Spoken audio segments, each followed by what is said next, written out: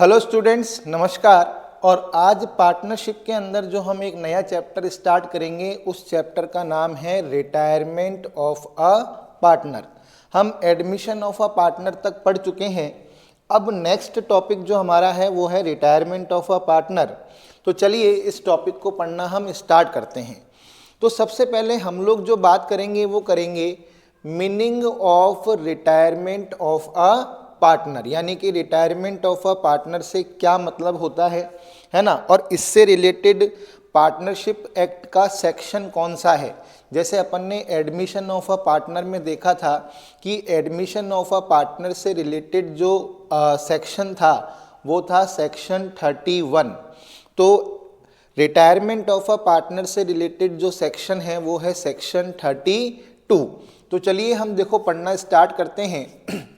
Retirement of a partner refers to discontinuation of a partner from the partnership firm, यानी कि partnership firm से जब कोई partner discontinue हो जाता है तो उसे हम रिटायरमेंट ऑफ अ पार्टनर कहते हैं। यानी कि वो अब बिजनेस के अंदर पार्टिसिपेट नहीं करेगा और वो फर्म को छोड़कर चला गया है। तो यानी कि रिटायरमेंट ऑफ अ पार्टनर से मतलब क्या हुआ, जब कोई पार्टनर फर्म को क्या कर देता है, डिसकंटिन्यू कर देता है, तो इसे हम रिटायरमेंट ऑफ अ पार्टनर कहते हैं। An existing partner may decide to leave the firm due to ill health, old age, misunderstanding और due to other some similar reason. यानी कि रिटायरमेंट के पीछे क्या क्या रीज़न हो सकते हैं, यानी कि कोई पार्टनर फर्म को छोड़कर कब जाता है या डिसकंटिन्यू कब करता है, इसके पीछे कई रीज़न हो सकते हैं।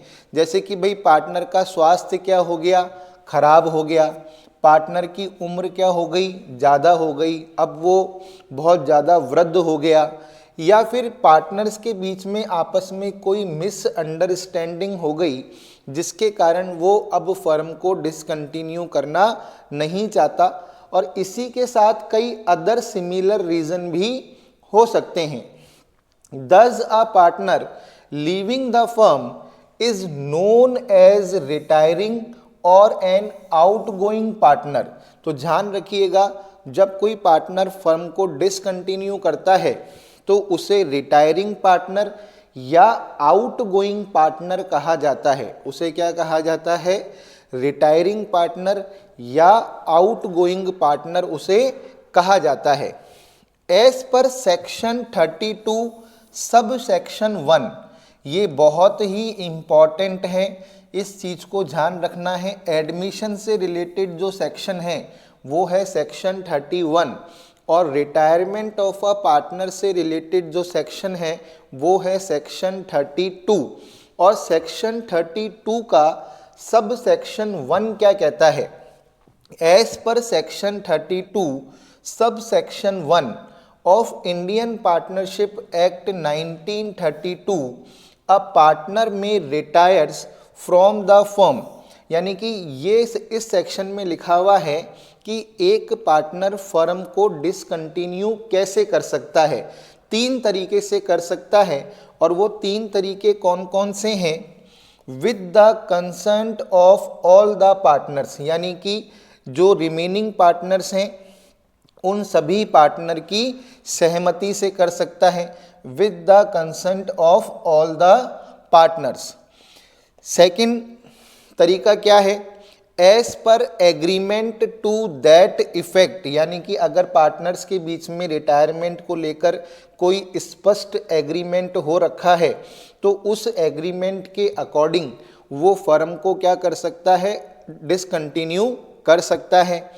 तीसरा रीज़न क्या है, by giving notice in writing to all the partners if partnership is at will. यानी कि पार्टनरशिप यदि विल वाली है ना, यानी कि ऐच्छिक है, हिंदी में से अपन कहते हैं ऐच्छिक साझेदारी। क्या कहते हैं, ऐच्छिक साझेदारी। यदि ऐच्छिक साझेदारी है तो इस साझेदारी के अंदर कोई भी पार्टनर दूसरे पार्टनर्स को एक रिटर्न नोटिस देकर क्या कर सकता है, फर्म को क्या कर सकता है, छोड़ सकता है। तो फर्म को डिसकंटिन्यू करने के कितने तरीके होते हैं, 3 तरीके होते हैं। पहला तरीका होता है सभी पार्टनर्स की सहमति से वो फर्म को क्या कर सकता है, छोड़ सकता है, या किसी स्पष्ट एग्रीमेंट के अकॉर्डिंग या अनुसार फर्म को छोड़ सकता है। यानी कि रिटायरमेंट को लेकर पार्टनर्स के बीच में कोई एग्रीमेंट हो रखा है तो उस एग्रीमेंट के अकॉर्डिंग वो फर्म को छोड़ सकता है। और यदि पार्टनरशिप जो है, पार्टनरशिप का टाइप यदि एट विल है तो इस कंडीशन के अंदर कोई भी पार्टनर रिमेनिंग पार्टनर्स को एक रिटर्न नोटिस देकर क्या कर सकता है, फर्म को छोड़ सकता है। On retirement of a partner old partnership comes to an end, यानी कि जब कोई पार्टनर फर्म को छोड़ता है तो पार्टनरशिप क्या हो जाती है, पार्टनरशिप जो उन पार्टनर्स के बीच में हो जाती है वो समाप्त हो जाती है, यानी कि पुराना एग्रीमेंट जो है वो ख़त्म हो जाता है। How ever the remaining partners will enter into a new agreement, और रिमेनिंग पार्टनर्स को क्या करना पड़ता है, एक न्यू एग्रीमेंट जो है वो बनाना पड़ता है। And the partnership firm will continue, और पार्टनरशिप फर्म का बिजनेस क्लोज नहीं होता, पार्टनरशिप फर्म जो है चलती रहती है। यानी कि रिटायरमेंट ऑफ पार्टनर एक तरीके से रिकॉन्स्टिट्यूशन ऑफ पार्टनरशिप फर्म कहलाता है। तो पुराने एग्रीमेंट को समाप्त कर दिया जाता है, उसकी जगह नया एग्रीमेंट बना लिया जाता है और इसे हम क्या कहते हैं, रिकॉन्स्टिट्यूशन ऑफ पार्टनरशिप फर्म। तो यहाँ पर हमको सेक्शन 32 सब सेक्शन 1 के अंदर याद रखना है कि पार्टनरशिप फर्म से रिटायर होने के 3 मेथड होते हैं, या एक तो सभी पार्टनर्स की सहमति से, या फिर किसी एग्रीमेंट के अकॉर्डिंग, और पार्टनरशिप यदि विल वाली है तो एक रिटर्न नोटिस देकर फर्म से क्या लिया जा सकता है, रिटायरमेंट लिया जा सकता है। और जब कोई पार्टनर फर्म से रिटायर होता है तो उसमें क्या होता है, पुराना एग्रीमेंट ख़त्म हो जाता है, एक नया एग्रीमेंट बनाना पड़ता है, और रिकॉन्स्टिट्यूशन ऑफ पार्टनरशिप फर्म की कंडीशन जो है ये कहलाती है। तो हम जो रिटायरमेंट ऑफ अ पार्टनर और डेथ ऑफ अ पार्टनर पढ़ेंगे, लगभग ये जो है चैप्टर सेम ही है, इनके अंदर अकाउंटिंग प्रोसेस भी बिल्कुल सेम है, केवल एक स्टेप अलग है, उसके बारे में अपन चर्चा करेंगे। अब देखिए आगे क्या लिखा हुआ है, liability of a retiring partner. यहाँ पर हमको 2 सेक्शन का याद रखना है, एक तो सेक्शन 32 सब सेक्शन 2 और एक सेक्शन 32 सब सेक्शन 3। तो सेक्शन 32 सब सेक्शन 1 तो अपन पढ़ ही चुके हैं, उसके अंदर पार्टनरशिप फर्म से रिटायर होने के कितने तरीके दिए गए हैं, 3 तरीके दिए गए हैं। अब सेक्शन 32 सब सेक्शन 2 क्या कहता है, liability for the acts before retirement, यानी कि रिटायरमेंट से पहले जो भी व्यवहार फर्म के अंदर हुए हैं उसको लेकर रिटायरिंग पार्टनर की क्या लाइबिलिटी है। A retiring partner remains liable for all the acts of the firm up to the date of his retirement. तो यानी कि सपोज करो कोई पार्टनर है, तो वो कोई पार्टनर 31 मार्च 2024 को फर्म से रिटायर हो रहा है। मैं एक एग्जांपल दे रहा हूं कि अगर कोई पार्टनर 31 मार्च 2024 को फर्म से क्या हो रहा है, रिटायर हो रहा है, तो 31 मार्च 2024 तक जितने भी ट्रांजैक्शंस फर्म के अंदर हुए हैं वो उन सभी ट्रांजैक्शंस के लिए क्या कहलाएगा, लाइबल होगा, यानी कि वो अपनी लाइबिलिटी से मुक्त नहीं माना जाएगा। However a retiring partner may be discharged from his liability by an agreement between himself, third party and the continuing partners। लेकिन अगर रिटायर होने वाला पार्टनर थर्ड पार्टी के साथ और जो कंटिन्यूइंग पार्टनर्स हैं उनके साथ इस लाइबिलिटी से मुक्त होने का कोई एग्रीमेंट कर लेता है तो फिर वो इस लाइबिलिटी से मुक्त हो जाएगा। लेकिन अगर वो कंटिन्यूइंग पार्टनर्स के साथ और थर्ड पार्टी के साथ कोई एग्रीमेंट नहीं करता तो फिर वो 31 मार्च 2024 तक उस फर्म के अंदर जितने भी ट्रांजैक्शंस हुए हैं या जितने भी व्यवहार हुए हैं उनके लिए वो भविष्य में भी लायबल माना जाएगा। अगर वो चाहता है कि भविष्य के अंदर उसे लायबल नहीं माना जाए तो उसे क्या करना पड़ेगा, कंटिन्यूइंग पार्टनर्स के साथ और थर्ड पार्टी के साथ इस लायबिलिटी से मुक्त होने का एक एग्रीमेंट करना पड़ेगा। और यदि वो एग्रीमेंट नहीं करता तो up to the date of his retirement जितने भी एक्ट उस फर्म के अंदर हुए हैं वो उन सभी के लिए भविष्य में भी क्या माना जाएगा, लायबल माना जाएगा। अब सेक्शन 32 सब सेक्शन 3 क्या कहता है, liability for the acts after retirement. After retirement ये कौन सी कंडीशन थी, बिफोर रिटायरमेंट, यानी कि रिटायरमेंट से पहले। भाई एक पार्टनर 31 मार्च 2024 को रिटायर हुआ तो 31 मार्च 2024 से पहले जितने भी एक्ट हुए वो भविष्य में भी उनके लिए लायबल माना जाएगा। लेकिन अगर वो एग्रीमेंट कर लेता है तो फिर वो इस लायबिलिटी से क्या हो सकता है, मुक्त हो सकता है। और यदि मैं रिटायरमेंट के बाद की बात करूं कि भाई 31 मार्च 2024 के बाद फर्म जो भी ट्रांजैक्शन या एक्ट करेगी वो उन एक्ट्स के लिए भी लायबल होगा क्या, वो बिल्कुल लायबल माना जाएगा जब तक वो पब्लिक नोटिस नहीं दे देता।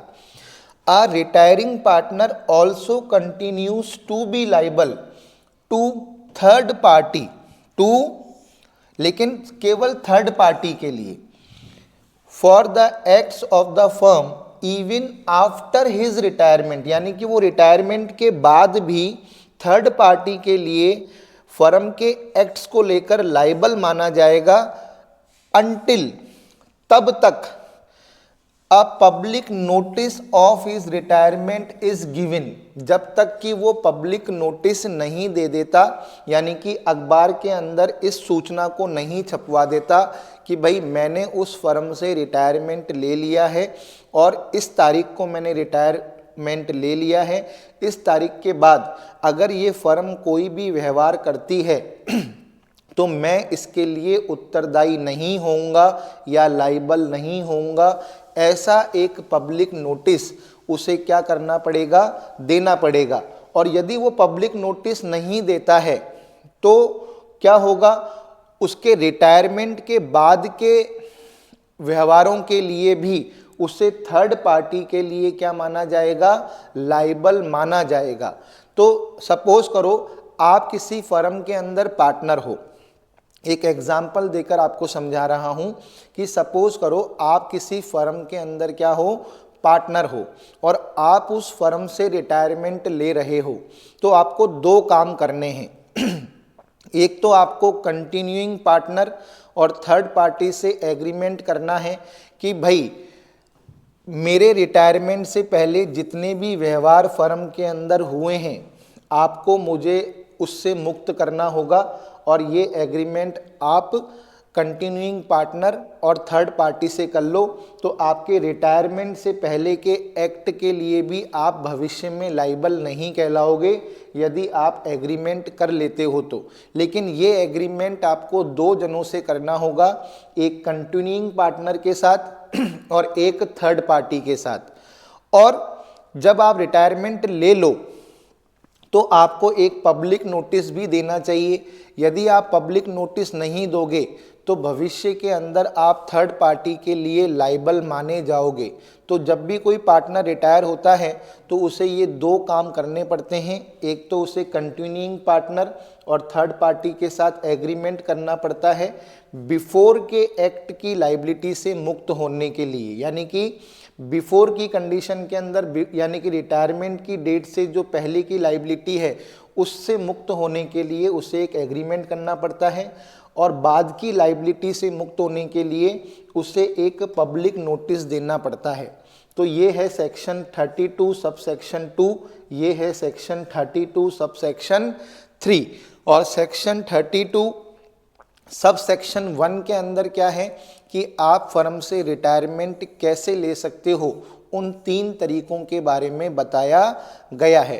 तो कुल मिलाकर सेक्शन 32 जो है वो रिटायरमेंट ऑफ अ पार्टनर से क्या है, रिलेटेड है। क्लास के बीच में आप लोगों को एक इन्फॉर्मेशन भी प्रोवाइड करना चाहता हूं कि मैंने कॉमर्स के स्टूडेंट्स के लिए सेकंड पेपर का एक ऑनलाइन कोर्स स्टार्ट किया है जो कि लाइव फ्रॉम क्लासरूम है। इस कोर्स के अंदर आपको जो भी क्लासेस प्रोवाइड कराई जाएंगी वो अनलिमिटेड वॉच टाइम के साथ स्पीड फैसिलिटी के साथ अवेलेबल होंगी।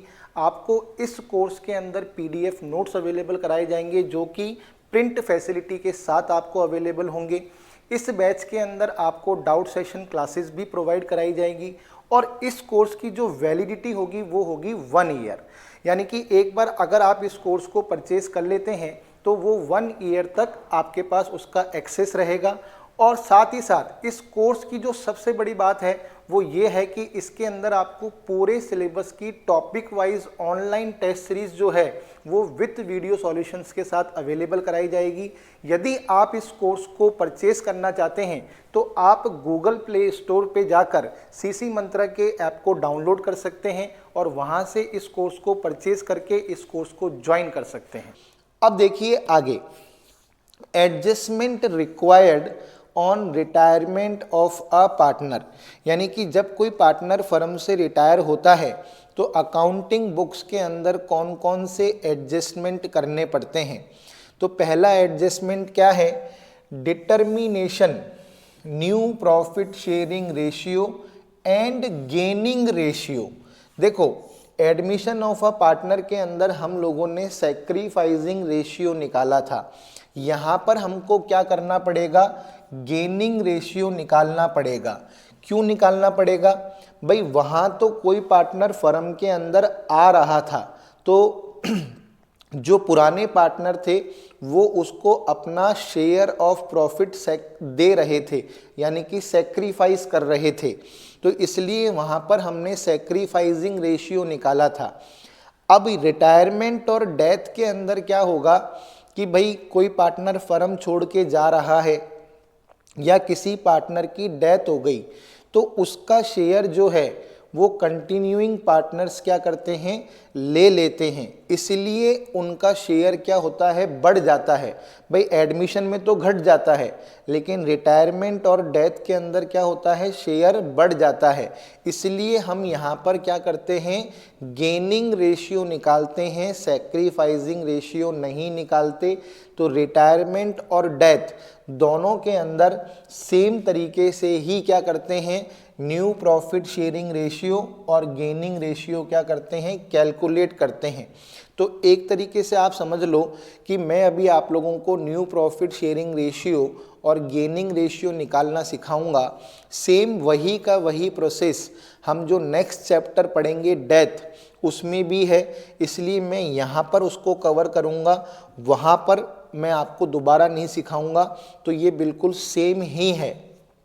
Valuation of adjustment of goodwill, भाई हम गुडविल का एडजस्टमेंट एडमिशन में भी करते हैं और गुडविल का एडजस्टमेंट हमें रिटायरमेंट एंड डेथ में भी करना होता है। और दोनों के अंदर गुडविल का एडजस्टमेंट कैसे करते हैं, बिल्कुल सेम है। इसलिए हम इसी चैप्टर के अंदर पढ़ेंगे, डेथ वाले में नहीं पढ़ेंगे।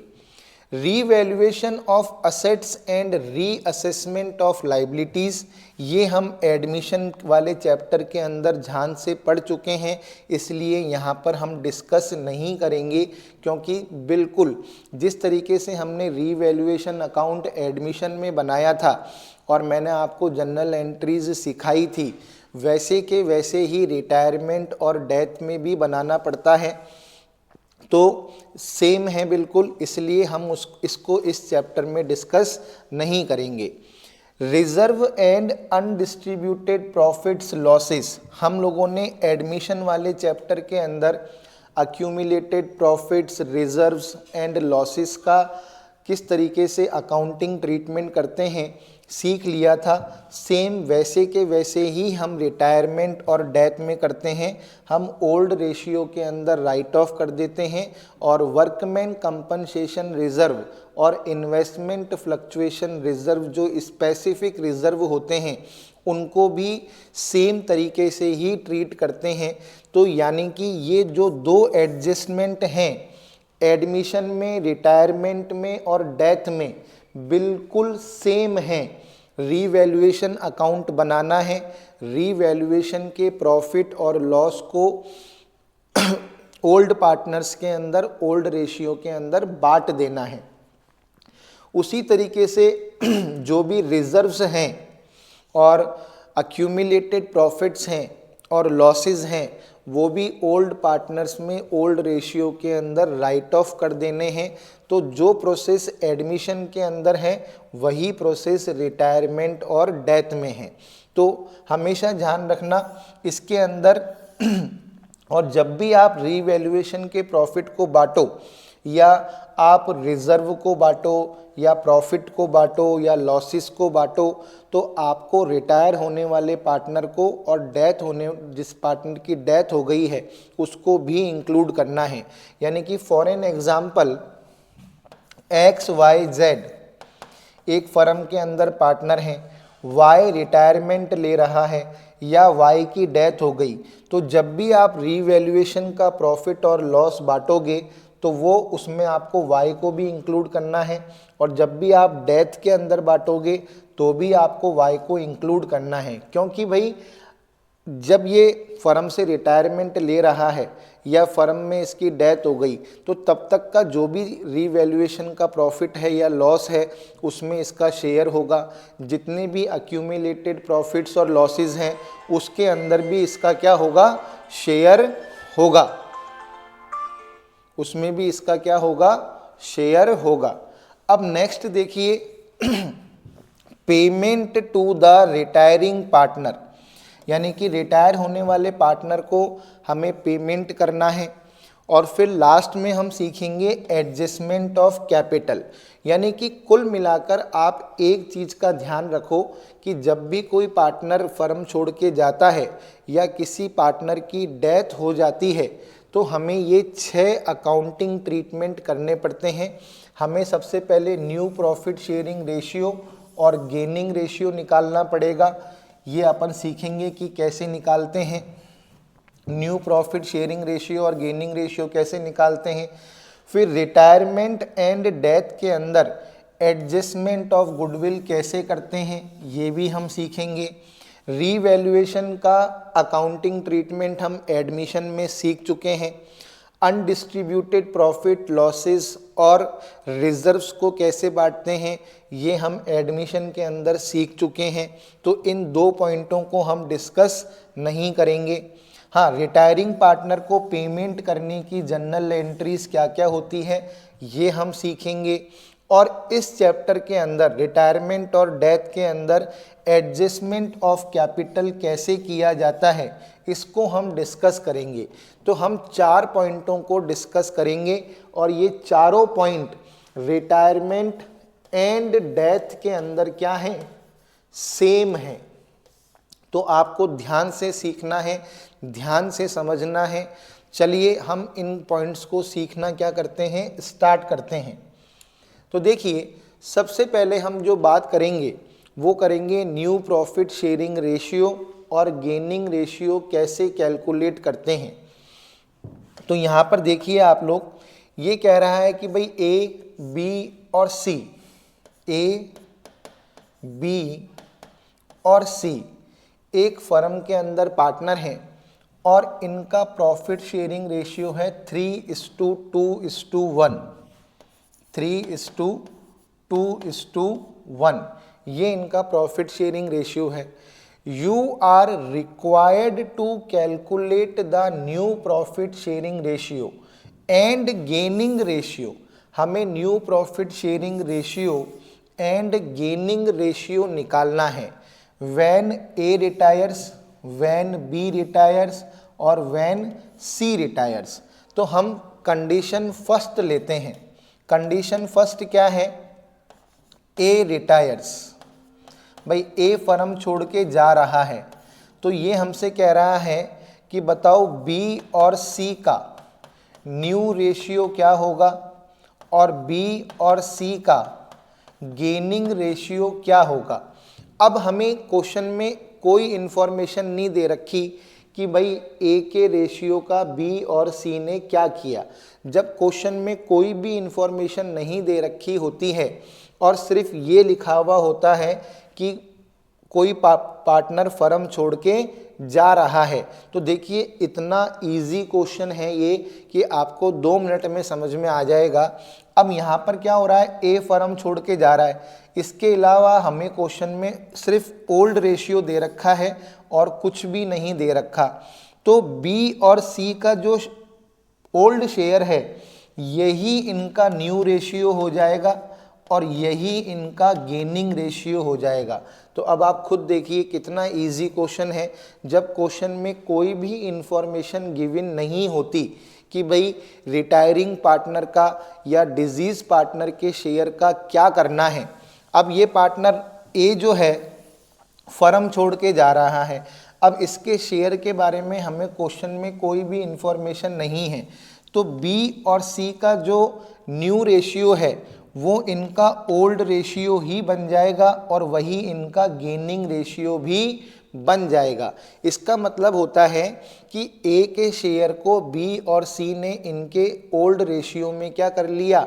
डिस्ट्रीब्यूट कर लिया। तो खैर आपको तो इतना ध्यान रखना है कि अगर क्वेश्चन के अंदर कोई भी इंफॉर्मेशन नहीं हो तो कंटिन्यूइंग पार्टनर का जो ओल्ड शेयर होता है, भाई बी और सी कौन है? कंटिन्यूइंग पार्टनर है, तो इनका जो ओल्ड शेयर है वही इनका न्यू रेशियो बन जाता है और वही इनका गेनिंग रेशियो भी बन जाता है। अब देखिए कंडीशन सेकंड क्या है?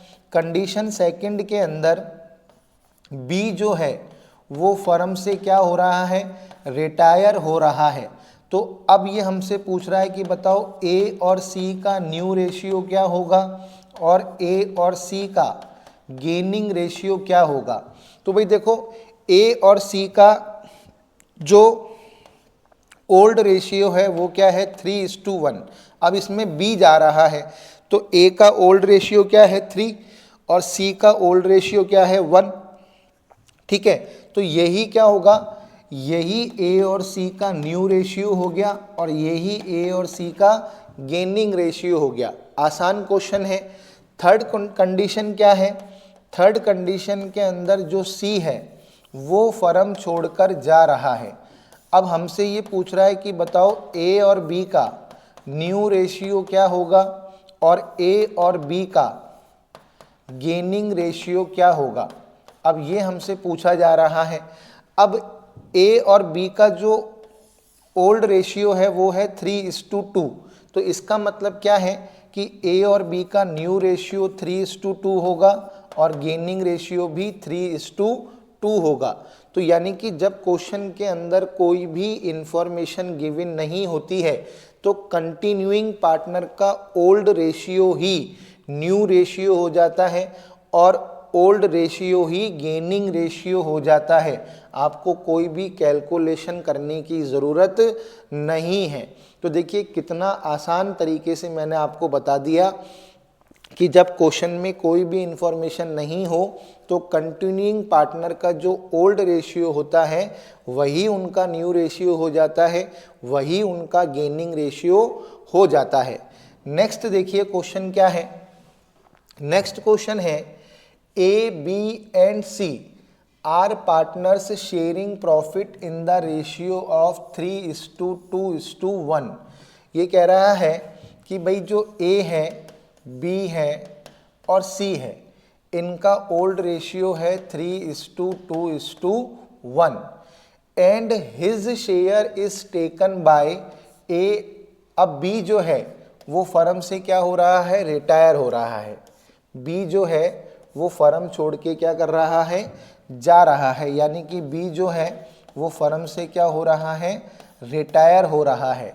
And his share is taken by A and be equally. अब देखो यहाँ पर हमें इंफॉर्मेशन दे रखी है कि भाई बी के शेयर का ए और सी ने क्या किया, जबकि पहले वाले क्वेश्चन के अंदर कोई भी इंफॉर्मेशन नहीं थी कि भाई जो पार्टनर रिटायर हो रहा है उसके शेयर का ओल्ड पार्टनर्स ने क्या किया, है ना, या कंटिन्यूइंग पार्टनर्स ने क्या किया। तो जब कोई भी इंफॉर्मेशन नहीं होती तो कंटिन्यूइंग पार्टनर्स का जो ओल्ड रेशियो होता है वही न्यू रेशियो बन जाता है, वही गेनिंग रेशियो बन जाता है। लेकिन इस क्वेश्चन के अंदर हमें इंफॉर्मेशन दे रखी है कि भाई बी का जो शेयर है, बी का शेयर कितना है 2/6। इसको ए और सॉरी एक minute, is taken by A and C equally आएगा, यहाँ पर बी नहीं आएगा, यहाँ पर क्या आएगा, सी आएगा, है ना। अब यहाँ पर इंफॉर्मेशन दे रखी है कि जो बी का शेयर है उसको, बी का शेयर कितना है 2/6 है। अब यहाँ पर हमें इंफॉर्मेशन दे रखी है कि ए और सी ने इस शेयर का क्या करा, इसको इक्वली बांट लिया, इस शेयर को क्या किया, इक्वली बांट लिया। तो हम क्या करेंगे, पहले बी के शेयर को हम 1:1 के अंदर डिस्ट्रीब्यूट करेंगे, 1/2 और 1/2, यानी कि 2/12 और 2/12, यानी कि ये शेयर ए ने ले लिया और ये शेयर सी ने ले लिया। अब हम क्या करेंगे, ए और सी के शेयर में, ए का शेयर कितना है, ए का शेयर है 3/6 और सी का शेयर कितना है 1/6। इसमें इन दोनों को क्या करेंगे, प्लस कर देंगे, क्योंकि भाई इन्होंने बी के शेयर को क्या करा, इस रेशियो के अंदर डिस्ट्रीब्यूट किया 1:1 में। बी का शेयर था 2/6, बी फर्म छोड़ के जा रहा था, तो बी के शेयर को ए और सी ने 1:1 में बांटा। तो बी ने कितना लिया, बी के शेयर में से ए ने कितना लिया 2/12, सी ने कितना लिया 2/12। तो इन दोनों के शेयर में हम क्या करेंगे, 2/12 क्या कर देंगे, प्लस कर देंगे। तो यहाँ पर एलसीएम क्या आ गया 12, तो 6 2 = 12, 2 3 = 6 प्लस 2 यानी कि 8/12। यहाँ पर एलसीएम क्या आ गया 12, यानी कि 2 + 2 यानी कि 4/12, यानी कि 8:4। अगर इसको हम और सॉल्व करेंगे तो हमारा आंसर क्या आ जाएगा 2:1। ये क्या हो गया, ए और सी का क्या हो गया, न्यू रेशियो हो गया। ये ए और सी का क्या कहलाएगा, न्यू रेशियो। अब हमें क्या करना है, गेनिंग रेशियो भी निकालना है। तो गेनिंग रेशियो निकालने का फार्मूला क्या होता है, new ratio minus old ratio. Sacrificing ratio निकालने का फार्मूला होता है old ratio minus new ratio, और गेनिंग रेशियो निकालने का फार्मूला होता है new ratio minus old ratio. तो ए और सी का अगर हम गेनिंग रेशियो निकालें तो इनका न्यू रेशियो है 2/3 और 1/3। इसमें से हम ओल्ड रेशियो माइनस कर देंगे, ओल्ड रेशियो क्या है 3/6 और 1/6, और यहाँ पर आ गया एलसीएम 6, तो 4 - 3 यानी कि 1/6, और यहाँ पर एलसीएम है 6 यानी कि 2 - 1 यानी कि 1/6। तो इनका गेनिंग रेशियो आ गया 1:1। और आप चाहो तो डायरेक्ट भी निकाल सकते हो, जो भाग हमने इनमें जोड़ा है उनका डिनोमिनेटर सेम है, यानी कि 2:2 यानी कि 1:1। तो आप चाहो तो डायरेक्ट भी निकाल सकते हो और आप चाहो तो फार्मूला यूज करके भी निकाल सकते हो। तो गेनिंग रेशियो का फार्मूला क्या होता है, new ratio minus old ratio. क्या होता है, new ratio minus old ratio. तो देखिए मैंने आप लोगों को बताया एक कंडीशन, जब कोई भी इंफॉर्मेशन गिवन नहीं होती तो कंटिन्यूइंग पार्टनर का जो ओल्ड रेशियो होता है वही न्यू रेशियो हो जाता है, वही गेनिंग रेशियो हो जाता है। लेकिन जब हमें क्वेश्चन में इंफॉर्मेशन दे रखी होती है कि रिटायर होने वाले पार्टनर के शेयर को कंटिन्यूइंग पार्टनर ने किस रेशियो में डिस्ट्रीब्यूट किया है, तो फिर हमें रेशियो कैलकुलेट करना पड़ता है और उसके बाद हमें गेनिंग रेशियो निकालना पड़ता है। अब देखिए next condition, A B and C are equal partners in a firm. ये कह रहा है कि भाई ए बी और सी जो हैं इनका रेशियो है 1:1:1। B retires and the remaining partners decide to share the profit of the new firm in the ratio of 5:4। अब ये कह रहा है कि भाई बी जो है वो फर्म से क्या हो रहा है, रिटायर हो रहा है, और ए और सी ने डिसाइड किया है कि भाई वो फ्यूचर के अंदर अपने प्रॉफिट को 5:4 के अंदर क्या करेंगे, डिस्ट्रीब्यूट करेंगे। कैलकुलेट द गेनिंग रेशियो, इसके अंदर हमें न्यू रेशियो नहीं निकालना क्योंकि न्यू रेशियो तो हमें ऑलरेडी गिवन है। तो हमारे पास ओल्ड रेशियो भी है और हमारे पास न्यू रेशियो भी है। हमें क्या निकालना है, गेनिंग रेशियो निकालना है। तो मैंने आप लोगों को बताया कि गेनिंग रेशियो निकालने का फार्मूला क्या होता है। गेनिंग रेशियो निकालने का फार्मूला होता है new ratio minus old ratio. अब ए और सी जो हैं इनका न्यू रेशियो हमें क्वेश्चन के अंदर गिवन है 5:4, यानी कि 5/9 और 4/9। ओल्ड रेशियो क्या है इनका, 1/3 और 1/3। तो एलसीएम क्या आएगा, 9 आएगा। तो यानी कि 5 - 3, यहाँ पर एलसीएम क्या आएगा, 9 आएगा, यानी कि 4 - 3, यानी कि 2/9 और 1/9। तो गेनिंग रेशियो आ गया 2:1। आप चेक कर सकते हो कि हमारा आंसर क्या है, सही है। तो मैंने आपको 3 क्वेश्चन कराए, अब वापस से 2 मिनट में फटाफट से देख लो। एक कंडीशन क्या होती है, जब हमें क्वेश्चन में कोई इन्फॉर्मेशन नहीं होती कि जो भी पार्टनर फर्म से रिटायर हो रहा है या जिस भी पार्टनर की डेथ हो गई है उसके शेयर का कंटिन्यूइंग पार्टनर्स ने क्या किया। जब हमें कोई भी इन्फॉर्मेशन गिवन नहीं हो तो कंटिन्यूइंग पार्टनर का जो भी ओल्ड रेशियो होता है वही न्यू रेशियो बन जाता है, वही गेनिंग रेशियो बन जाता है। सेकेंड कंडीशन के अंदर हमें इंफॉर्मेशन गिवन होती है कि जो भी पार्टनर फर्म से रिटायर हो रहा है या जिस भी पार्टनर की डेथ हो गई है उसके रेशियो को कंटिन्यूइंग पार्टनर्स ने किस तरीके से डिस्ट्रीब्यूट किया है। तो जब ये इंफॉर्मेशन गिवन हो तो जो भी पार्टनर रिटायर हो रहा है उसके रेशियो को पहले उस रेशियो के अंदर डिस्ट्रीब्यूट करना पड़ता है, फिर कंटिन्यूइंग पार्टनर्स के रेशियो में हम उसे क्या कर देते हैं, ऐड कर देते हैं।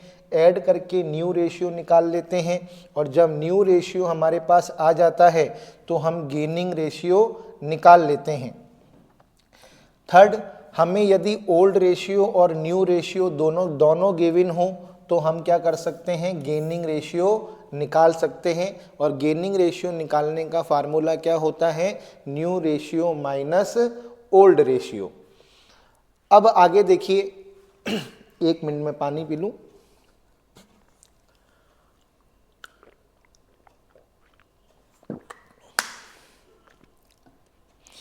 अब देखिए हम लोग बात करेंगे valuation and adjustment of goodwill, यानी कि गुडविल का ट्रीटमेंट कैसे किया जाता है, इसकी बात हम लोग करेंगे।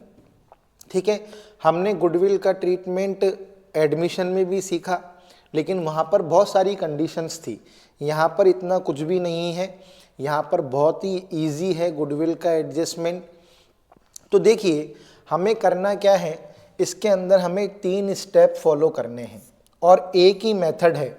जैसे एडमिशन के अंदर तो बहुत सारे मेथड थे, privately paid, retained in business, withdrawn from business, brought in kind, है ना। तो बहुत सारे वहाँ पर तो बहुत सारे मेथड थे, है ना। यहाँ पर हमें केवल एक ही मेथड है और हमें केवल 3 स्टेप फॉलो करने हैं। क्या करने हैं, हमें केवल 3 स्टेप फॉलो करने हैं। सबसे पहले हमें रिटायरिंग पार्टनर या जिस भी पार्टनर की डेथ हो गई है, पहले तो उसका शेयर निकालना है। हमें फर्म की नई गुडविल दे रखी होगी और उसके शेयर को हम उससे मल्टीप्लाई कर देंगे। तो जिस भी पार्टनर की डेथ हुई है या जो भी पार्टनर फर्म को छोड़कर जा रहा है, उसका शेयर जो है हमारे सामने आ जाएगा। जैसे फॉर एन एग्जाम्पल कि भाई ए, बी और सी हैं। ए बी सी का रेशियो है 3:2:1। अब बी जो है फर्म छोड़ के जा रहा है, हमें क्वेश्चन के अंदर फर्म की गुडविल दे रखी है, हमें फर्म की गुडविल दे रखी है 1,20,000 रुपये। ये फर्म की नई गुडविल है।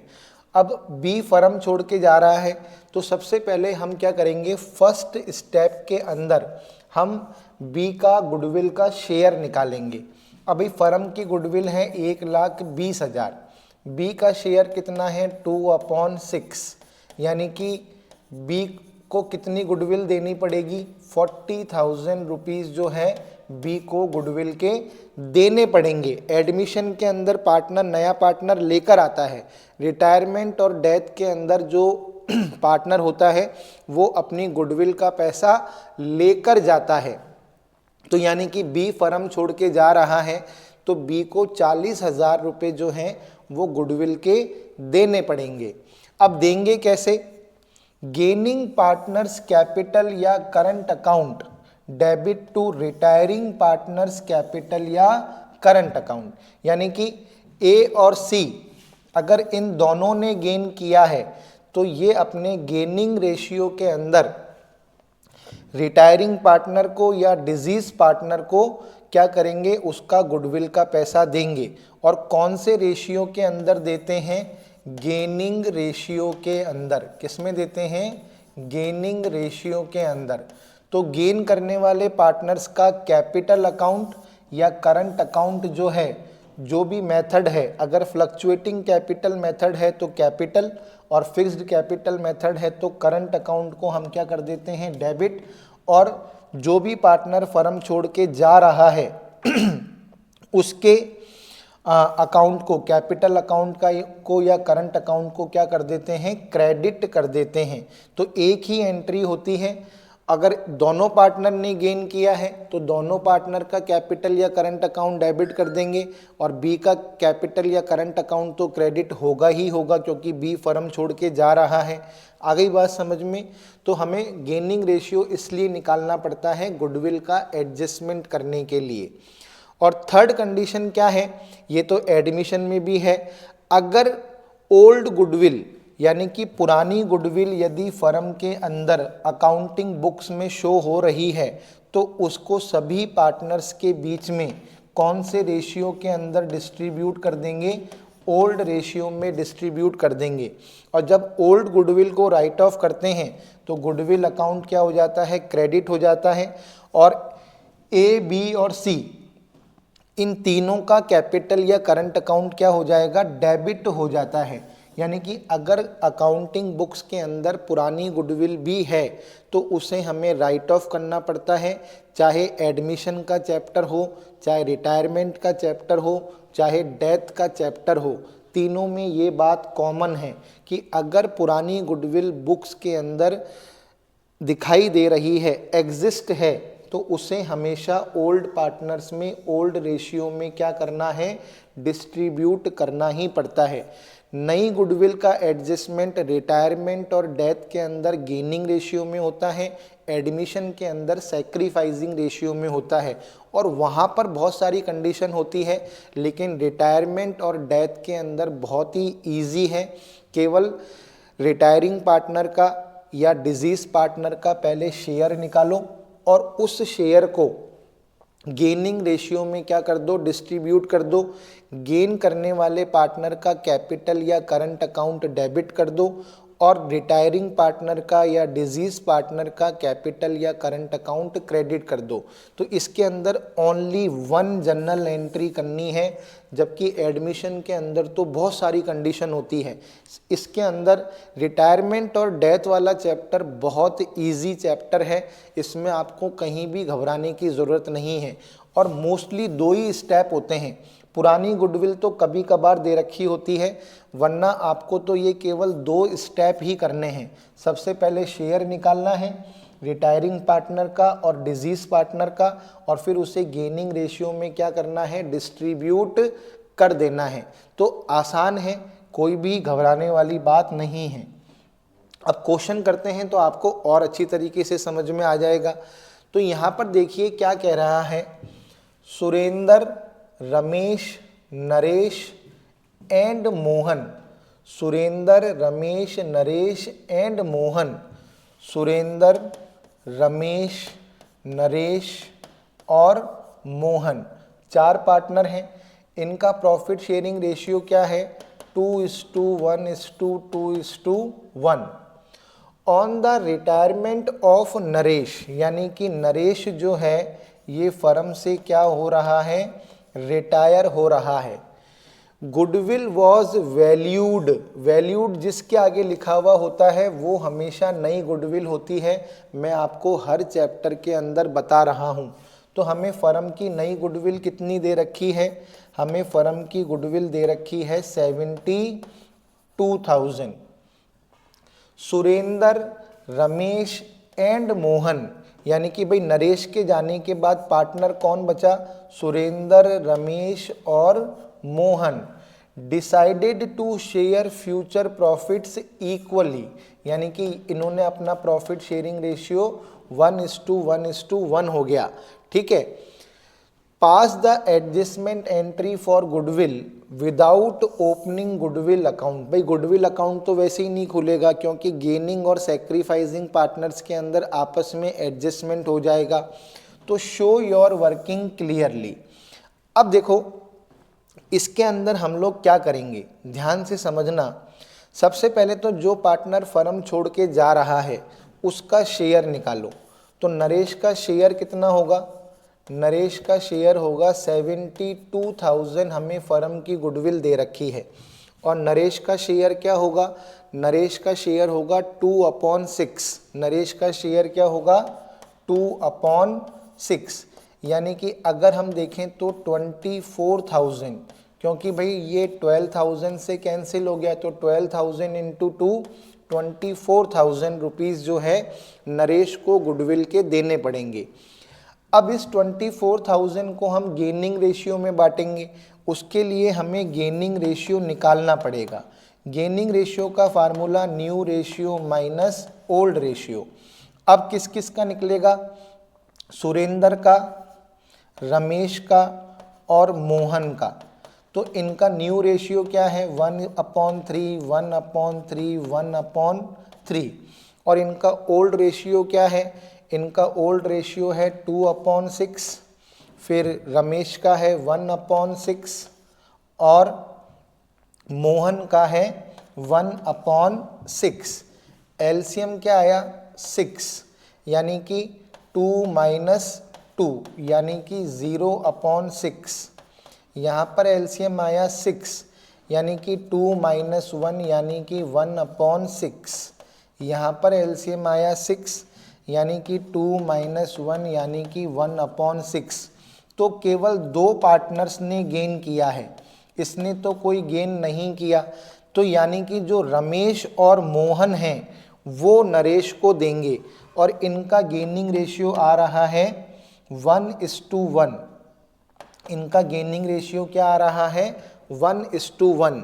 तो हम 24,000 को 1:1 के अंदर डिवाइड कर लेंगे तो 12,000 रुपीज़ और 12,000 रुपीज़, यानी कि रमेश भी 12,000 रुपये देगा, मोहन भी 12,000 रुपये देगा। और हमें क्वेश्चन में कोई भी इंफॉर्मेशन नहीं है तो फ्लक्चुएटिंग कैपिटल मेथड मानेंगे। तो यहाँ पर हम एंट्री कर देंगे रमेश कैपिटल अकाउंट डेबिट, फिर Mohan capital account debit to Naresh capital account. तो 12,000 और 24,000। क्लियर हो गई बात। तो देखो हमें क्या करना है, हमारे पास ओल्ड रेशियो था, हमारे पास न्यू रेशियो था, तो हमने क्या करा गेनिंग रेशियो निकाल लिया। फिर हमने फर्म की गुडविल में से नरेश का हिस्सा निकाल लिया और उसके बाद हमने क्या करा जर्नल एंट्री कर दी। तो ये गुडविल का एडजस्टमेंट हो गया। किसका एडजस्टमेंट हो गया? गुडविल का। तो एग्जाम के अंदर आपसे पूछा जा सकता है, जर्नल एंट्री कराई जा सकती है। तो कोई भी नहीं है, इजी क्वेश्चन है। इजी क्वेश्चन क्यों है? रिटायरमेंट और डेथ वाले चैप्टर में बस आपको गुडविल के लिए यही जर्नल एंट्री करनी है।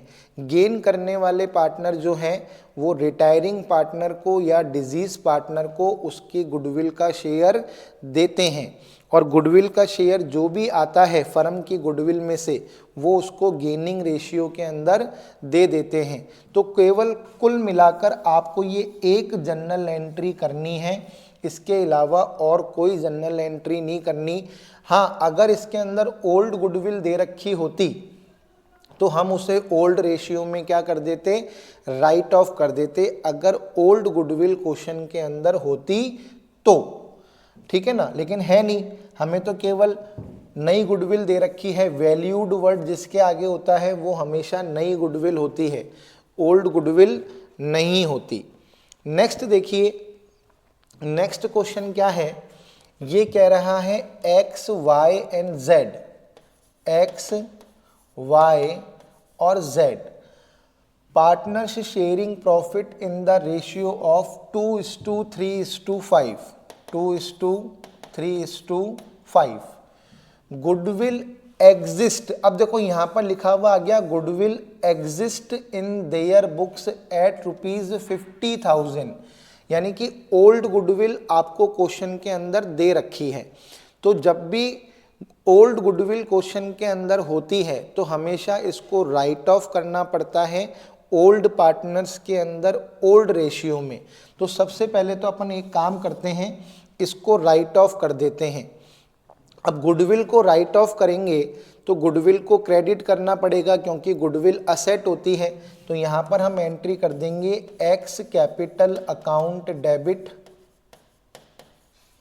वाइज कैपिटल अकाउंट डेबिट, जेड्स capital account debit to goodwill account. अब 50,000 रुपीज़ है, 50,000 रुपीज़ को हम ओल्ड रेशियो में बांटेंगे, 2/10, 3/10 और 5/10। तो यहाँ पर आ जाएगा 20,000, यहाँ पर आ जाएगा 30,000, सॉरी यहाँ पर आ जाएगा 10,000, यहाँ पर आ जाएगा 15,000 और यहाँ पर कितना आ जाएगा 25,000। कितना आ जाएगा 25,000, यानी कि 10,000, 15,000, 25,000 और ये हमने ओल्ड गुडविल को क्या करा, राइट ऑफ कर दिया। तो जिस भी क्वेश्चन के अंदर ओल्ड गुडविल आ जाती है हमें उसको राइट ऑफ करना होता है। अब क्या कह रहा है, एक्स रिटायर्स। अब देखो एक्स जो है वो फर्म छोड़कर जा रहा है, यानी कि रिटायरमेंट ले रहा है। Of x goodwill is valued. अब जिसके आगे वैल्यूड लिखा हुआ है वो नई गुडविल है, तो नई गुडविल हमें फर्म की कितनी दे रखी है, हमें दे रखी है 45,000। अब एक्स फर्म छोड़ के जा रहा है तो हम क्या करेंगे, इसमें से एक्स का शेयर निकाल लेंगे। तो एक्स का शेयर कितना होगा, एक्स का शेयर होगा 45,000 इंटू 2/10 इंटू 2/10 यानी कि 9,000 रुपीज़। यानी कि जब एक्स फर्म छोड़ के जाएगा तो वो 9,000 रुपये अपनी गुडविल के लेकर जाएगा। Y and Z decided to share future profits equally. और Y और Z ने डिसाइड किया है कि वो फ्यूचर में अपना प्रॉफिट कैसे बांटेंगे, इक्वल। तो अब हम गेनिंग रेशियो निकाल लेते हैं। गेनिंग रेशियो का फार्मूला क्या होता है, new ratio minus old ratio. किसका निकालेंगे, Y का और Z का। तो Y का न्यू रेशियो क्या है 1/2, 1/2। ओल्ड रेशियो यदि इनका देखें Y और Z का तो 3/10, 5/10। एलसीएम लेंगे तो एलसीएम आ जाएगा 5 - 3 यानी कि 2/10। और यहाँ पर एलसीएम लेंगे तो यहाँ पर आ जाएगा 5 - 5 यानी कि 0/10। अब देखो गेन केवल और केवल किसने किया है, गेन किया है Y ने। यानी कि Y जो है वो X को पूरे के पूरे 9,000 रुपये देगा, क्योंकि केवल उसी ने गेन किया है, Z को कोई भी गेन नहीं हुआ है। तो सेकंड एंट्री क्या हो जाएगी, सेकंड एंट्री हो जाएगी Y's capital account debit to X capital account, Y's capital account debit to X capital account. तो इस क्वेश्चन के अंदर दो जनरल एंट्री हुई, एक तो ओल्ड गुडविल को राइट ऑफ करने की और एक नई गुडविल का एडजस्टमेंट करने की, नई गुडविल का एडजस्टमेंट करने की। और सपोज करो अगर पुरानी गुडविल नहीं दे रखी होती तो हमें केवल एक ही जनरल एंट्री करनी पड़ती। तो ये रिटायरमेंट का चैप्टर हो या डेथ का चैप्टर हो, आपको बिल्कुल भी नहीं घबराना है। सबसे पहले आपको देखना है, क्वेश्चन को ध्यान से पढ़ना है। अगर आपको पुरानी गुडविल क्वेश्चन के अंदर दे रखी है तो आप सबसे पहले उसको ओल्ड रेशियो के अंदर राइट ऑफ कर दो। फिर आप क्या करो, जो पार्टनर फर्म छोड़ के जा रहा है और जो कंटिन्यूइंग पार्टनर हैं, इन सबका ओल्ड रेशियो और न्यू रेशियो आप लिख लो, है ना। फिर आप गेनिंग रेशियो निकाल लो, जाने वाले पार्टनर का शेयर निकाल लो और उसको गेनिंग रेशियो के अंदर क्या कर दो, डिस्ट्रीब्यूट कर दो। तो आपकी सेकंड एंट्री जो है वो अपने आप बन जाएगी। जैसे अब देखो इसके अंदर केवल Y ने गेन किया, Z ने कोई गेन नहीं किया। तो जाहिर सी बात है कि भाई जब Y ने गेन किया है तो X को केवल Y देगा, Z नहीं देगा। हाँ, अगर दोनों ने गेन किया होता तो हम इस 9,000 रुपीज़ को गेनिंग रेशियो के अंदर डिस्ट्रीब्यूट करते, लेकिन यहाँ पर डिस्ट्रीब्यूट करने की ज़रूरत नहीं है। नेक्स्ट क्वेश्चन देखिए, A, B and C were partners in a firm sharing profit in the ratio of 3:2:1। अब देखो यहाँ पर कह रहा है कि भाई A, B और C हैं, इनका प्रॉफिट शेयरिंग रेशियो है 3:2:1। C रिटायर्ड, अब फर्म से कौन जा रहा है, C जो है वो रिटायरमेंट ले रहा है, clear. And the new profit sharing ratio between A and B, अब हमें A और B का न्यू रेशियो दे रखा है 1:2। On C retirement goodwill of the firm was valued at ₹30,000। अब हमें नई गुडविल दे रखी है 30,000 रुपीज़, क्लियर हो गई बात। हमें जनरल एंट्री करनी है। अब देखो हम कैसे करेंगे, सबसे पहले तो हम सी का शेयर निकालेंगे। सी का शेयर कैसे निकालेंगे, अब इसमें ओल्ड गुडविल है ही नहीं, तो ओल्ड गुडविल को तो हमें राइट ऑफ करना नहीं है, हमें केवल नई गुडविल का एडजस्टमेंट करना है, ठीक है। अब सी का शेयर निकालने के लिए हम क्या करेंगे, फर्म की गुडविल है 30,000 और सी का शेयर कितना है, सी का शेयर है 1/6, कितना है 1/6 यानी कि 5,000 रुपीज़। अब क्या करेंगे, इसको गेनिंग रेशियो में बांटना है, तो गेनिंग रेशियो निकालना पड़ेगा।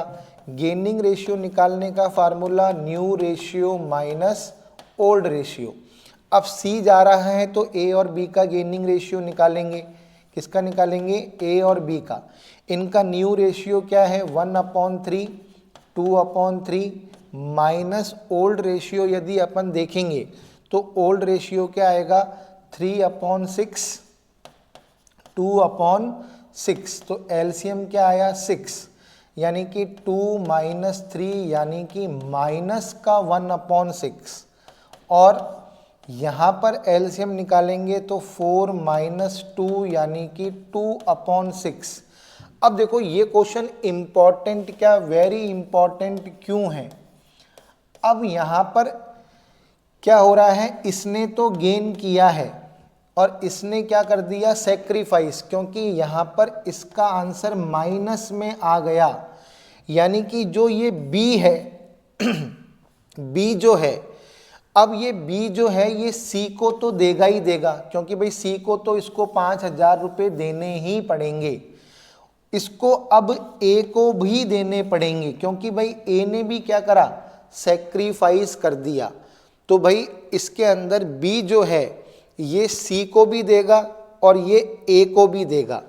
अब ये ए को कितना देगा, ए ने कितना सेक्रीफाइस किया है 1/6 सेक्रीफाइस किया है, और फर्म की गुडविल कितनी है 30,000 रुपये, तो 30,000 का 1/6 यानी कि 5,000 रुपीज़।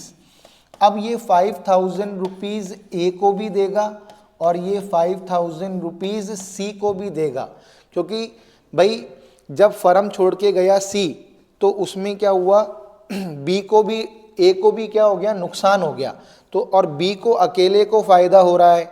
अगर सपोज करो ए को भी फ़ायदा होता तो ये दोनों मिलकर सी को देते, लेकिन यहाँ पर क्या हुआ बी को फ़ायदा हो रहा है, उल्टा ए को क्या हो गया नुकसान हो गया, तो जो बी है ये ए को भी देगा और ये सी को भी देगा, तो यहाँ पर एंट्री क्या हो जाएगी बीज कैपिटल अकाउंट डेबिट, क्योंकि इसको दोनों को देना पड़ेगा, टू एज कैपिटल अकाउंट और टू सीज कैपिटल अकाउंट, 10,000, 5,000 और 5,000, तो ये जनरल एंट्री इसके अंदर हमको करनी पड़ेगी। तो कभी कभी ज़रूरी नहीं है कि कोई पार्टनर यदि फर्म छोड़ के जाता है तो कंटिन्यूइंग पार्टनर्स को हमेशा फ़ायदा ही होगा, कभी कभी कंटिन्यूइंग पार्टनर्स को नुकसान भी हो जाता है, जैसे इस क्वेश्चन के अंदर ए को हो गया, तो अब बी का ये दायित्व है कि वो सी को भी देगा और ए को भी देगा, क्योंकि भाई ए को भी नुकसान हो गया, क्योंकि भाई इसका जो रेशियो है वो माइनस में आ गया, माइनस का मतलब है सेक्रीफाइस करा इसने गेन नहीं किया, इसने सेक्रीफाइस किया, तो बी को सी को भी देना पड़ेगा और बी को ए को भी देना पड़ेगा। क्लियर। अब जैसे प्रीवियस क्वेश्चन के अंदर क्या था, y ने गेन किया था, z ने कुछ भी नहीं किया, क्योंकि इसका आंसर 0 आया था, 0/10, तो भाई y ने अकेले ने गेन किया, इसलिए y ने x को दिया, दोनों गेन करते तो y और z मिलकर x को देते। इससे पहले वाले क्वेश्चन के अंदर हमने देखा कि जो s था इसको ना फ़ायदा हुआ ना नुकसान हुआ, केवल r और m इन दोनों ने गेन किया था, इनका गेनिंग रेशियो था 1:1, तो इन्होंने 24,000 रुपये किसको नरेश को 1:1 के रेशियो में दिए, क्योंकि R और M दोनों ने गेन किया, तो 12,000 रुपये रमेश ने दिए, 12,000 रुपये मोहन ने दिए और नरेश को कितने रुपए मिले? 24,000 रुपये। तो वो क्वेश्चन की कंडीशन पर डिपेंड करता है कि जर्नल एंट्री क्या बनेगी। तो लेकिन उसके लिए स्टेप्स को क्या है, प्रॉपर वे में फॉलो करना क्या होता है, ज़रूरी होता है, और क्वेश्चन को ध्यान से पढ़ना ज़रूरी होता है। यदि आप क्वेश्चन को ध्यान से नहीं पढ़ पाओगे तो कहीं ना कहीं मिस्टेक हो सकती है। तो इसलिए हमें क्वेश्चन को बहुत ध्यान से पढ़ना पड़ता है। नेक्स्ट क्वेश्चन देखते हैं। ए बी सी पार्टनर्स हैं, इनका रेशियो है 1:2:3। ध्यान से देखिएगा, ए बी सी इनका रेशियो क्या है? 1:2:3। Clear? C retires and his capital after making adjustment for reserve and profit. देखो, ये रिटायरमेंट और डेथ का हिडन गुडविल का क्वेश्चन है। रिटायरमेंट और डेथ में भी हिडन गुडविल की कंडीशन होती है।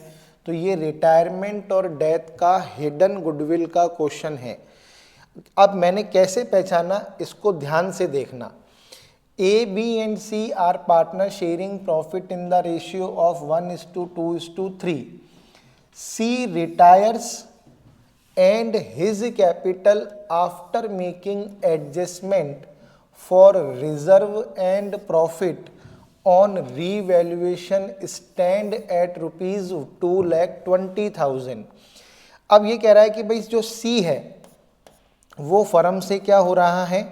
रिटायर हो रहा है, और सी को सारे एडजस्टमेंट करने के बाद 2,20,000 रुपये की लाइबिलिटी आ रही है। यानी कि सी जो है उसका पूरा सेटलमेंट हो रहा है 2,20,000 रुपये में। यानी कि सी जब फर्म छोड़ के जाएगा तो on the books of record of books, यानी कि अकॉर्डिंग टू अकाउंटिंग बुक्स, उसको 2,20,000 रुपये देने हैं। A and B agreed to pay him rupees 2,50,000 in full settlement of his claim। लेकिन A और B ने कहा कि भाई हम आपको 2,50,000 रुपये देंगे। कितने देंगे? 2,50,000 रुपये। भाई C के बंद तो 2,20,000 रुपये रहे हैं, लेकिन A और B जो हैं वो उसको फाइनल सेटलमेंट के अंदर 2,50,000 रुपये देना चाहते हैं। तो इसका मतलब क्या है कि 2,50,000 में से यदि हम 2,20,000 रुपये माइनस कर दें तो ये 30,000 रुपये सी को किस बात के दे रहे हैं? ये दे रहे हैं गुडविल के। यानी कि यहाँ पर सी का शेयर हमने ऐसे निकाला, क्योंकि भाई अकाउंटिंग बुक्स के अकॉर्डिंग तो सी के 2,20,000 रुपये बन रहे हैं, लेकिन ए और बी उसको फाइनल सेटलमेंट के अंदर 2,50,000 रुपये दे रहे हैं। इसका मतलब वो सी को 30,000 रुपये किस बात के दे रहे हैं? उसकी गुडविल के दे रहे हैं। तो यहाँ पर हमने सी का शेयर जो है इस तरीके से फाइंड आउट किया। Record necessary journal entry for the treatment of goodwill if the new profit sharing ratio decided at 1:3। अब A और B का न्यू प्रॉफिट शेयरिंग रेशियो दे रखा है 1:3। अब शेयर तो हमने निकाल लिया है ना, ये किसका शेयर है? Seize share. अब शेयर तो हमारे पास आ गया। अब इस 30,000 रुपये को बांटने के लिए हमें क्या चाहिए? Gaining ratio. तो gaining ratio new ratio minus old ratio. तो ए और बी का न्यू रेशियो हमें क्वेश्चन के अंदर क्या दे रखा है? 1:3, यानी कि 1/4, 3/4। और इनका ओल्ड रेशियो यदि हम निकालें तो वो आएगा 1/6 और 2/6। 4 और 6 का एलसीएम आता है 12। यदि आप 4 और 6 का एलसीएम निकालोगे तो 2 2 4, 2 3 6, 2 1 3, और ये अपन निकालेंगे तो कितना आ गया? 12। तो 4 3 12, 3 माइनस 2 यानी कि 1/12। फिर एलसीएम आएगा 12, यानी कि 9 -4 यानी कि 5/12 यानी कि 1:5 ये गेनिंग रेशियो आया है। क्या आया है? Gaining ratio. यानी कि ए कितना देगा? ए देगा 30,000 का 1/6 और बी कितना देगा? 30,000 का 5/6 यानी कि ये देगा 5,000 रुपीज़ और ये देगा 25,000 रुपीज़। यानी कि ए 5,000 रुपये देगा, बी 25,000 रुपये देगा। तो जनरल एंट्री क्या बनी? A's capital account debit, B's capital account debit to C's capital account. 5,000 रुपये, 25,000 रुपये और 30,000 रुपये। तो कभी कभी क्या होता है कि क्वेश्चन इस तरीके से भी एग्जाम में आ जाता है। बच्चे कहते हैं कि सर फर्म की गुडविल तो दे ही नहीं रखी थी, हम रिटायरिंग पार्टनर का शेयर कैसे निकालते?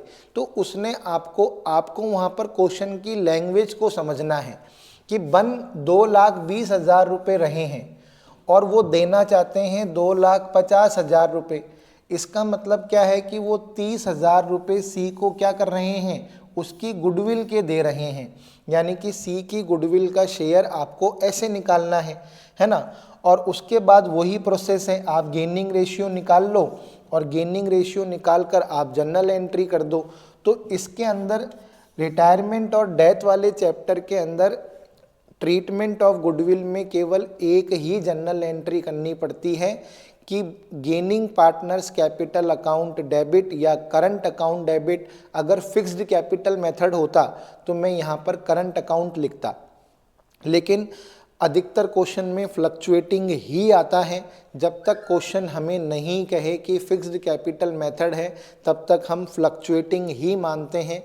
तो gaining partners capital account debit to retiring partners capital account या डिजीज्ड पार्टनर्स कैपिटल अकाउंट।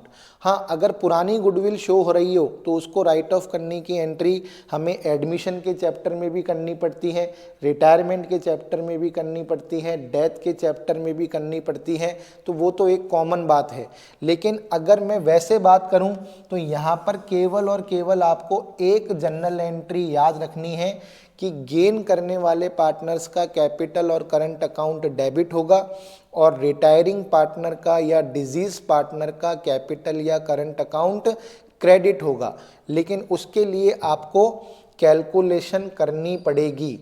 आपको पहले शेयर निकालना पड़ेगा और उस शेयर को आपको गेनिंग रेशियो के अंदर डिस्ट्रीब्यूट करना पड़ेगा। ये 2 स्टेप आपको फॉलो करने पड़ेंगे, तभी आप ये जनरल एंट्री कर पाओगे, अदरवाइज नहीं कर पाओगे। ठीक है। अब देखिए हम लोग बात करते हैं revaluation of assets and reassessment of liabilities, adjustment of reserve, accumulated profit and losses.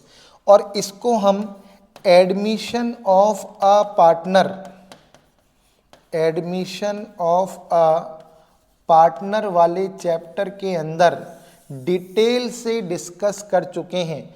तो जिस तरीके से हम रीवैल्यूएशन अकाउंट एडमिशन में बनाते हैं वैसे ही हमें रिटायरमेंट और डेथ में बनाना है। जिस तरीके से हम अक्यूमुलेटेड रिजर्व्स का, प्रॉफिट्स का और लॉसेस का एडमिशन में करते हैं वैसे ही हमें रिटायरमेंट और डेथ के अंदर करना है। और हमेशा ध्यान रखना है कि रीवैल्यूएशन का जो भी प्रॉफिट और लॉस होता है वो ओल्ड रेशियो में डिस्ट्रीब्यूट होता है। जितने भी रिजर्व होते हैं, अक्यूमुलेटेड प्रॉफिट होते हैं, लॉसेस होते हैं, ये भी ओल्ड रेशियो में ही राइट ऑफ होते हैं। हमने एडमिशन के अंदर भी ओल्ड रेशियो में ही राइट ऑफ किया था और रिटायरमेंट और डेथ में भी ओल्ड रेशियो में ही राइट ऑफ करेंगे। और इसमें आपको ये भी ध्यान रखना है कि जब आप रीवैल्यूएशन के प्रॉफिट और लॉस को डिस्ट्रीब्यूट करो तो आपको रिटायर होने वाले पार्टनर को और डेथ होने वाले पार्टनर को हटाना नहीं है, उनको भी इंक्लूड करना है। जैसे कि भाई एक्स वाई और जेड, एक्स वाई और जेड 3 पार्टनर हैं और इनका प्रॉफिट शेयरिंग रेशियो है 3:2:1। अब सपोज करो जेड जो है वो फर्म से रिटायर हो रहा है, क्या हो रहा है, रिटायर हो रहा है। अब रीवैल्यूएशन का प्रॉफिट आया, तो आप ये नहीं कि केवल एक्स और वाई में बांट दो, क्योंकि भाई अभी तो आप उसका अकाउंटिंग ट्रीटमेंट कर रहे हो, तो आपको क्या करना है, जेड को भी इंक्लूड करना है। अभी जेड फर्म छोड़ के चला थोड़ी ना गया, तो आपको एक्स को, वाई को और जेड को, तीनों को इंक्लूड करना है। उसी तरह जब आप रिजर्व, अक्यूमुलेटेड प्रॉफिट और लॉसेस का एडजस्टमेंट करो, तो भी आपको रिटायरिंग पार्टनर को और डेथ डिजीज पार्टनर को इंक्लूड करना है, क्योंकि अभी अकाउंटिंग ट्रीटमेंट चल रहा है, अभी वो फर्म छोड़ के चले नहीं गए हैं। तो इसलिए इस चीज़ का ध्यान रखना, कल को आपके दिमाग में कन्फ्यूज़न हो जाए कि सर आपने कहा था ओल्ड रेशियो में राइट ऑफ करना है, हम ओल्ड रेशियो में राइट ऑफ करके आए, लेकिन हमने रिटायर करने वाले पार्टनर को हटा दिया। भाई हटा मत देना, अभी वो फर्म छोड़ के गया नहीं है, तो जो भी प्रॉफिट होगा वो तीनों बांटेंगे, जो भी लॉस होगा वो तीनों बांटेंगे, जो भी रिजर्व है, प्रॉफिट है, लॉसेस है, तीनों के अंदर ओल्ड रेशियो में उसको क्या किया जाएगा, राइट ऑफ किया जाएगा। तो इसको हम एडमिशन ऑफ अ पार्टनर के अंदर बहुत डिटेल से पढ़ चुके हैं, इसलिए हम उसको यहाँ पर दोबारा रिपीट नहीं करेंगे। तो इस क्लास के अंदर हम यहीं तक ही पढ़ेंगे। नेक्स्ट क्लास के अंदर हम आगे का पॉइंट जो है वो डिस्कस करेंगे कि रिटायरिंग पार्टनर को पेमेंट कैसे करते हैं, और एडजस्टमेंट ऑफ कैपिटल वाला जो पॉइंट है वो भी हम नेक्स्ट क्लास के अंदर डिस्कस करेंगे। नेक्स्ट क्लास में हमारा ये टॉपिक जो है ये कंप्लीट हो जाएगा। तो क्लास के साथ जुड़ने के लिए, बने रहने के लिए आपका बहुत बहुत धन्यवाद। अब कई बच्चे कहते हैं कि सर हमें लाइव क्लास के लिए देखिए सबके साथ टाइम एडजस्ट नहीं हो पा रहा। कोई कहता है कि सर मॉर्निंग में क्लास लो, कोई कहता है कि सर इवनिंग में क्लास लो। तो हर बच्चे के अकॉर्डिंग लाइव क्लास का जो टाइम है उसको मैं एडजस्ट नहीं कर पा रहा हूँ, इसीलिए मैंने थोड़ा सोचा है कि सिलेबस को अपन फरवरी मार्च तक कंप्लीट कर लें। तो लाइव क्लास के लिए अगर मुझे सुबह समय मिल रहा है, मैं कोशिश कर रहा हूं कि मैं एक दिन के अंदर 2-2, 3-3 लाइव क्लासेस लूं। तो वो क्या है, टाइम सेट सबके साथ नहीं हो पाएगा।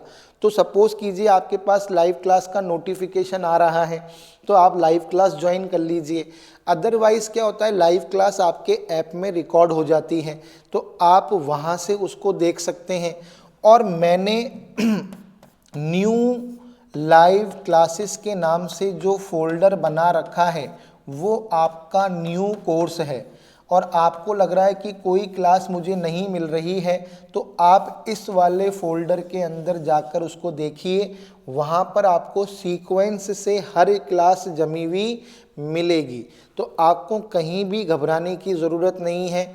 इसके अलावा आपको कोई प्रॉब्लम आ रही है, कोई पॉइंट आप डिस्कस करना चाह रहे हैं, तो आप मुझे व्हाट्सएप में मैसेज कर दीजिए कि, और मैं आपको टाइम बता दूंगा, उस समय आप मुझे कॉल कर लीजिए, मैं आपकी प्रॉब्लम को क्या कर दूंगा, सॉल्व कर दूंगा।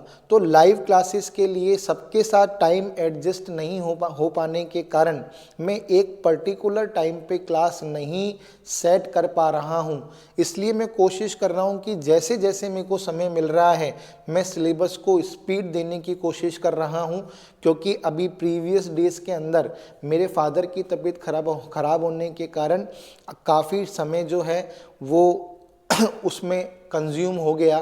तो मैं चाह रहा हूँ कि थोड़ा सा स्पीड से अपन बढ़ें और 3-3, 4-4 लाइव क्लासेस लेकर अपन अपने सिलेबस को क्या करें, फास्टली कंप्लीट करें। तो क्लास के साथ जुड़ने के लिए थैंक यू वेरी मच। अब हम मिलते हैं नेक्स्ट क्लास में।